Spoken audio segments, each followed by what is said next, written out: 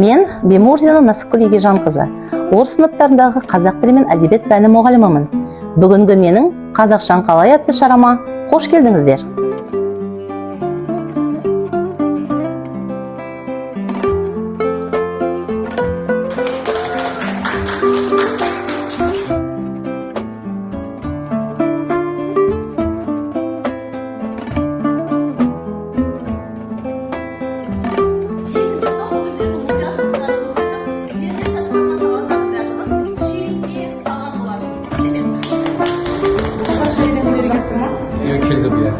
Sizler Қазақша үйренгілеріңіз келді ма? Араб елмен келдіңіздер ма? Қош келдіңіздер.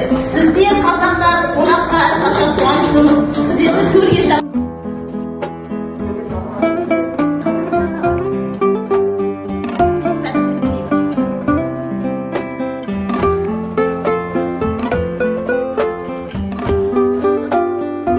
Үй тапсырмасы, яғни сендерге әр топқа, яғни алпамыс тобына және ертарғын тобына екі түрлі мультфильм беруге болады.